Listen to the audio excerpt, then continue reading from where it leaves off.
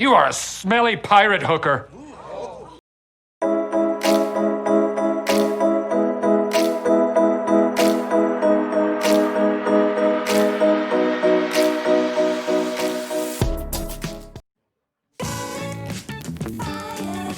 Salutations, nerds. I hope you all students of the grade, because in this video we are going to whine. About what, you ask? Well, more like about whom. A smelly pirate hooker who should go back to her home on a whore island. Yes, we're talking about that smelly pirate hooker, Eudora. She was introduced into the game a little over a month ago. Along with her came two other heroes and the pirate tribe. One of those other heroes was Hooktusk, another hero that was completely broken, but Hooktusk's reign was short-lived. They patched her a few weeks back, so why not nerf both the captains? Yes, Hooktusk was a little stronger, but not by much. Eudora's power level wasn't far behind. Look, overpowered heroes are nothing new to the Battlegrounds, and definitely nothing new to Hearthstone as a whole. Blizzard typically does a good job at balancing different characters. We've seen evidence of that in the past. Anyone remember Tyrion? Or how about the original Bran? Both were broken bastards, but Blizzard manned the fuck up and decided removing them completely and reworking them was in the game's best interest. Or how about Milhouse? He went from stupidly weak to getting buffed and being insanely Eudora level overpowered, but reworked for a third time and is now at an acceptable power level. But I must confess, I'm a little confused this time around with Eudora. When I saw the most recent patch that introduced Mr. Bigglesworth, my first thought was, okay meow, they finally must have nerfed Eudora. But nope, guess not. So in this rant session disguised as a Battlegrounds gameplay video, I want to cover a few things. First, we'll quickly go over the basics of Eudora, what's her hero power and how to most effectively play the hero. Then we'll dive into what makes Eudora so overpowered. Why, just why, digging is so damn broken. And finally, my thoughts on some possible fixes for the smelly pirate hooker. And while I rant, enjoy the gameplay in the background. There's not just one, but two insane high roll games with Eudora. These were back-to-back games with her and they felt dirty. Like banging the easy girl at school. Yes, I got my first place in rank points, but there wasn't a challenge. I didn't even really enjoy it. It was just a means to an end. Plus I had to go out and buy some special shampoo and a tiny comb afterwards. Yes, that was a Krabs joke. Okay, let's get the basics out of the way. Eudora's hero power costs 1 gold and is called Buried Treasure. Dig for a golden minion. So after you press the hero power button 4 times, you receive a random golden minion up to your current tavern tier. And it's a true golden minion, so when you play Golden Boy, you're able to discover a minion from a higher tavern tier. So how do you best play this hero? It's easy, you just hero power every turn. No, seriously, you just hero power every turn. When she first came out, I put out a few guides on how to play Eudora, and in those videos I suggested hero powering starting on turn 2 and following the Reform leveling curve. Since then I've changed my tune on this. I now think leveling on turn 1 is a bit better, since you're able to hit your power spikes 1 turn earlier. But the thing is, it really doesn't matter much. The difference is negligible. Hero power on turn 1 or hero power on turn 2, either way, you're still incredibly overpowered. Okay, so you hero power on turn 1 and forgo buying a minion. And think about that really quick. In a game where putting stats on your board is how you win, the better play here is to not put stats on your board in order to hero power. How does that make any sense? I feel like I'm taking crazy pills! And from there you buy a minion on turn 2 and hero power. Level on turn 3 and hero power. And then level again on turn 4 and hero power. Selling off a minion if you need the gold to hero power. You then receive your golden minion, play it, and discover your Tavern 4 minion. This is your first hero power cycle, giving you a huge power spike. Then on turn 5, buy 2 minions and begin to hero power again immediately. Doesn't matter if the minions in Bob's shop are terrible, buy them and hero power. Then turn 6, again buy 2 minions and hero power. Turn 7, level to Tavern 4, buy more minions, and you guessed it, hero power. And here you'll have 1 dig left. You'll now skip Tavern 4, go right to Tavern 5, hero power again to get your golden minion. then play it and discover a Tavern 6 minion. This completes your second hero power and gives you another huge power spike. From here you can begin to hero power again, but it's not a necessity in every turn like before. You'll probably get one more dig cycle in, but a lot of times not two, so it's common that here I'll start to skip a hero power if I roll down to the end of my buy phase and need to buy a key minion. Like a minion that would give me a triple, a Baron, or even a Bran if I have some Death Rattles on board, or something like a Primal Feint if I have a Murloc build. You get the idea. And that covers the basics. Long story short, you hero power and win. Nothing to calculate, not a lot of decision making, and that's part of the reason why she frustrates me. The ease in which you're able to maximize the effectiveness of this hero. You don't need to make calculated decisions when using your hero power like with Yogg, or plan ahead for a turn in which you want to put buffs on a desirable target like Darrow. You just hero power and win. I'm a firm believer that characters that are more difficult to play effectively should have a higher ceiling. And yes, I understand that there is a large amount of RNG in this game, like fat bastard large. But that doesn't mean there's an absence of a skill gap.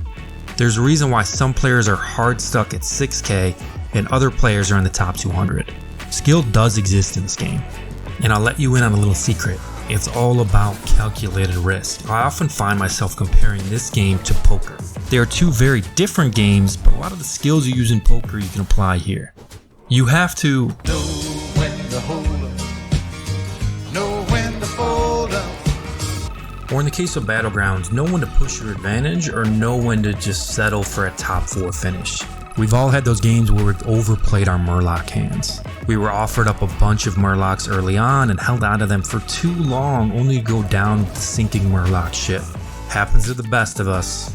Also like poker, you need to know your outs. Do you have a pair and are chasing a flush draw? Or did you overplay your 8s and you now only have 2 outs in the deck? Just like in Battlegrounds. Do you have a few macaws and a Goldrinn and are hard rolling for a Baron? How many of those are in the pool? Or do you have a menagerie build and are just looking for stats? Know your outs. But now let's dive a little bit deeper into what makes Eudora so strong. We've touched on one of the reasons already, how simple or straightforward it is to play this hero. There really isn't anything that complicated. And yes, that's true of a lot of heroes in this game. Pretty simple hero powers, like Alexstrasza for example.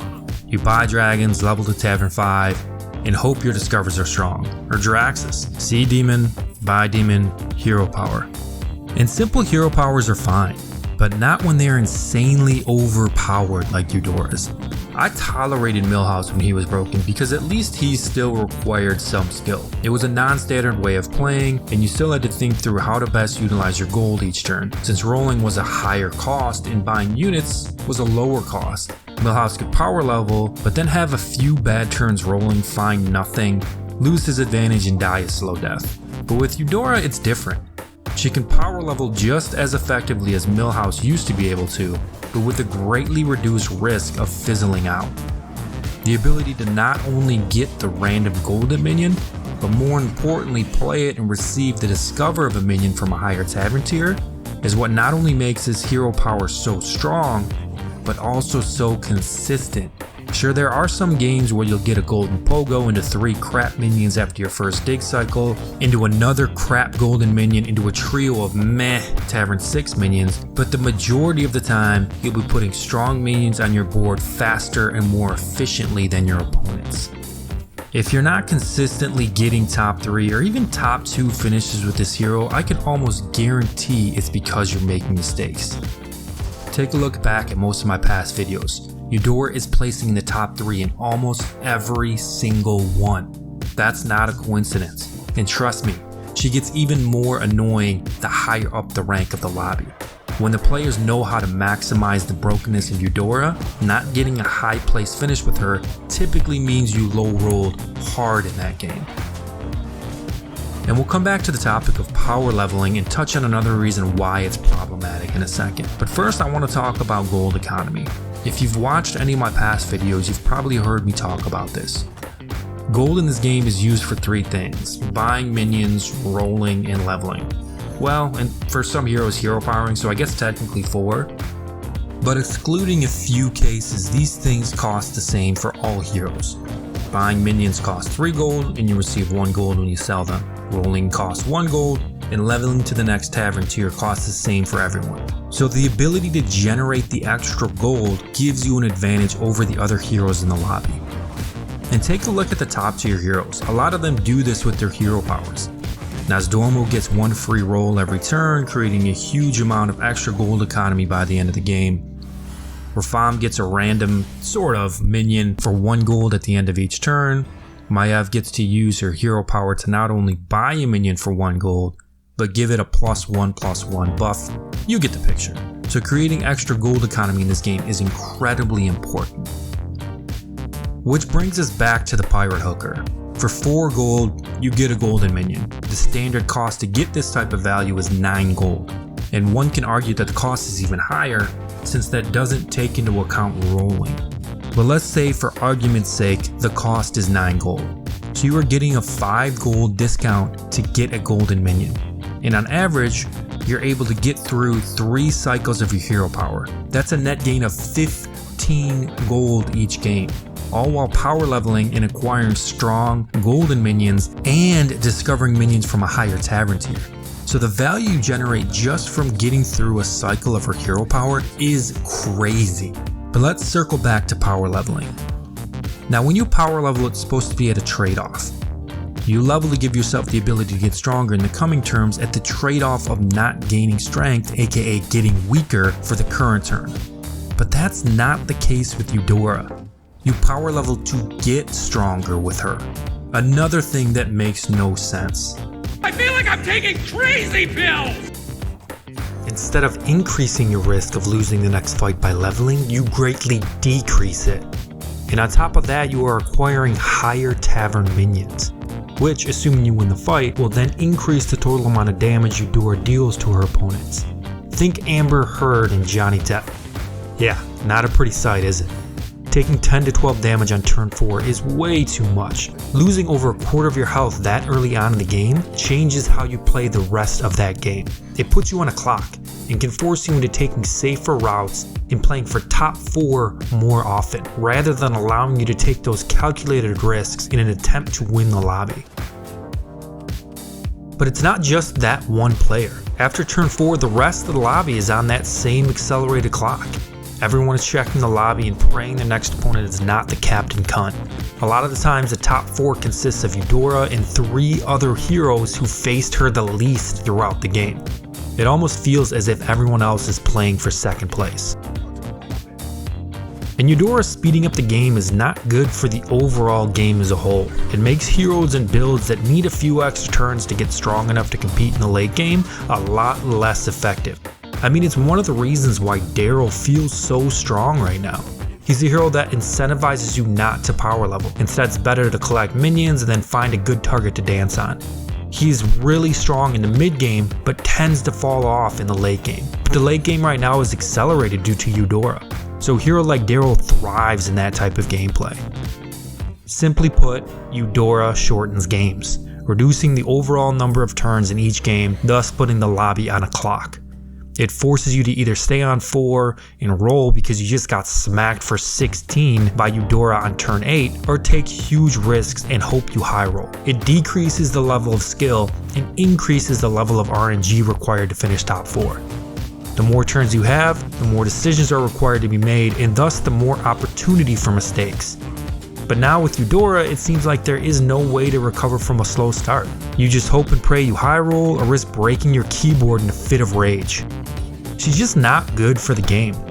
Part of the fun of this game is developing those endgame builds, seeing what your opponent's boards look like and then making plays to counter that. But now it just feels like you're getting hit for huge damage amounts in the mid game, and by the time late game rolls around, you're 1 loss away from being sent back to the home screen. You don't even get a chance to try and counter the other players in the lobby. It's frustrating. So what's the fix? Good question. Hell, I say just remove her from the game. I don't feel like nerfing her into the ground would do anyone any good. Look at what happened to Hooktusk. She went from stud to terrible hero that is almost never worth picking. So while I like the attempt at the unique design of her hero power, I'm worried a tweak will either not do enough or completely dumpster the hero. But let's take a stab at one. How about nerfing her so the hero power is changed to where you no longer get the minion discovered from a higher tavern tier, but the golden minion received is guaranteed to be a minion from your current tavern tier. This will help slow things down. Eudora would probably be too weak to hero power on turn 1, and it would now probably make sense for her to follow the Rafam leveling curve. This would mean that those huge power spike turns go away, but still allows her to get good value from the hero power. I am worried this would be too hard of a nerf though, so you may have to reduce the hero power from 4 digs down to 3. Obviously there would need to be some testing done to determine how powerful she would be with this change, but I do think it's a viable option. This would eliminate the problem of Eudora being able to power level without consequence, thus slowing down the clock on the game, setting it back to more appropriate levels that we used to have pre-Pirates. Or the more obvious nerf would be to increase her hero power to 5 digs. This would again accomplish slowing down the game clock. She would now need 1 extra turn each dig cycle to hit those huge power spikes. Now those spikes would come on turns 5 and 10 rather than 4 and 8. That would mean she probably would either be forced to take another round of damage to hit the power spike 1 turn earlier, or slow down and follow the Rafam leveling curve. That would give the other players in the lobby the time to increase their power enough to be able to either have a shot at winning the fight, or at least be powerful enough to stave off taking huge amounts of damage. But it would also allow the other heroes to match her power level. For example, they now could level the Tavern 3 at 7 gold, triple, and also discover a Tavern 4 minion. Yes, this is a high roll scenario, but before, one that would mean you probably would still lose to Eudora on that turn in the current state of things. But with the nerf, you would probably equal her power level or maybe even exceed it. This extra turn makes a huge difference. And then on her second dig cycle, Eudora is not able to power level like before. Overall, it would be 2 additional turns before she's able to finish this second dig cycle and discover her Tavern 6 minion. Again, this would slow down the game clock and allow the other heroes to catch up in relative power. So overall, it would greatly level the playing field, but more importantly set the game clock back to a more appropriate level. No one has a fun time losing to Eudora on turn 4 and taking 10 damage. It means you've just lost a huge chunk of your most important resource, health. You no longer have the opportunity to trade that resource to push your power advantage. It might be too risky to power level, and instead of pushing for a first place finish, you may have to settle for a top 4. In my insignificant opinion, this is the most logical of nerfs, and one that Blizzard can probably implement with minimal internal testing. Eudora would most likely still remain a top tier hero, and possibly even still the strongest hero in the game, but it would remove the largest point of frustration from the Battlegrounds. Look nerds, I don't have all the answers. In fact, the answers I do have are probably wrong, but at least I'm asking the right questions. I think we can all agree that Eudora is not in a balanced state right now. But more importantly is making Battlegrounds less fun to play. At least before the Hook Tusk nerf, there were 2 broken heroes, and often they would beat up on each other and leave the rest of the lobby alone. But with just 1 broken captain hero, it seems to elevate the annoyance of Eudora being unbalanced. I still don't understand what is taking Blizzard so long to nerf this character. I know they have more than enough data to show them exactly how overpowered she is. Imagine HS replay on steroids. That's the mountain of data they have at their disposal. Like I said, I'm sure my suggestions aren't the perfect solution, but I don't think the community is asking for perfect. I think we are just asking for action. Having a hero like this in the game makes things frustrating. There's a feeling that the decisions you make have a greatly reduced impact on the outcome of the game, and that things are determined by RNG more now than ever before. This is a strategy-based game. Yes, people are still going to the casino, but now they are being forced to play blackjack. Our desire is to utilize our time to play Texas Hold'em. We want to make decisions based on calculated risks, not just asking the dealer if the book says to stay or to hit. And to be honest, I've played this game less in the past few weeks than I have since I first started playing. Maybe I'm just a little burnt out, maybe I've been playing too much Fall Guys, I don't know. Or maybe when I sit down on my computer for a gaming session, that the thought of getting bitch slapped by Eudora pushes me to play something else. So this is my plea to Blizzard. Please make a quick change. I know your resources have been focused on the Sholomance Academy expansion, and I know that Battlegrounds isn't the cash cow in comparison to Standard, but I have to think having one person spend a few hours worth of time testing different nerfs is more than feasible.